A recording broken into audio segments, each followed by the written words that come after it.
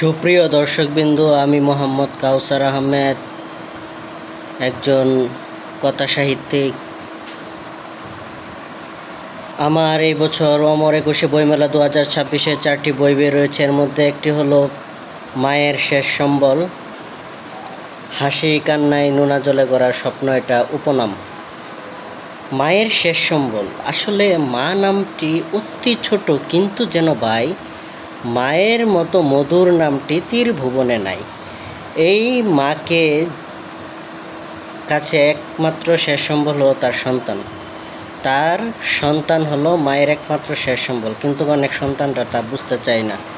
অনেক সন্তানরা ভালো হয়, আবার কিছু সন্তানরা খারাপ হয়। বর্তমানে বেশিরভাগ সন্তানই খারাপ হয়, মা বাবাকে দেখে না, বৃদ্ধাশ্রমে রাখে। তাই কাউসার আহমেদ মায়ের শেষ সম্বল, হাসি কান্নায় নোনা জলে গড়া স্বপ্ন, এই বইটা আপনি কেন পড়বেন? মাকে ভালোবাসলে একটা মায়ের ত্যাগের কাহিনী এই উপন্যাসে ফুটানো হয়েছে। একটা মায়ের কিভাবে ত্যাগ, কিভাবে কষ্ট, তিতিক্ষার মাধ্যমে একটি সন্তানকে বড় করে তোলে। যেমন উপন্যাস মায়ের শেষ সম্বল, এখানে আমাদের সমাজে সেই বিস্মিত মানুষের কথা বলে, যাদের জীবন নদীর ঢেউয়ের মতোই অস্থির। নদী পারের মানুষের জীবনে নেই আরাম, সেই নিশ্চিত ভবিষ্যৎ। তাদের প্রতিটি দিনই সংগ্রাম, প্রতিটি নিঃশ্বাসী ঝুঁকি।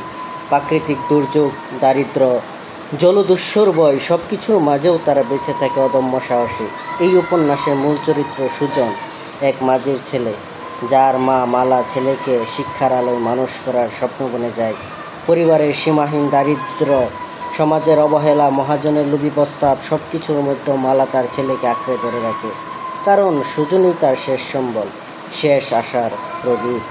এই উপন্যাসে শুধু দুঃখ কিংবা অভাবের কাহিনী নেই, আছে ভালোবাসা, আছে স্বপ্ন, আছে আশা নিয়ে এগিয়ে যাওয়ার অদম্য শক্তি। সুজনের ধীরতা, মালার আত্মত্যাগ এবং নদীর পাড়ের মানুষের পারস্পরিক সম্পর্ক, সব মিলে এখানে উঠেছে এক জীবন্ত জীবনচিত্র। লেখক আমি নিপুণ হাতে এঁকেছি জীবনের আনন্দ বেদনা, মানবিক সম্পর্ক, উষ্ণতা, প্রান্তিক মানুষের টিকে থাকার অগ্নিপরীক্ষা।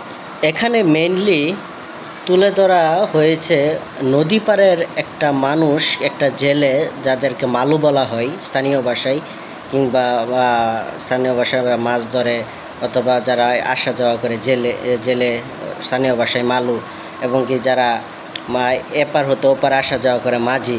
তাদের জীবনের কতটা সংগ্রাম, কতটা নদী ভাঙ্গন, বন্যা ইত্যাদি উপেক্ষা করে একটা সন্তানকে কিভাবে মানুষ করা যায়, এবং এই সন্তানটি বাবা মার সাথে পরে কীরকম সম্বল হয়ে দাঁড়ায় মা বাবার, এটাই এখানে বোঝানো হয়েছে।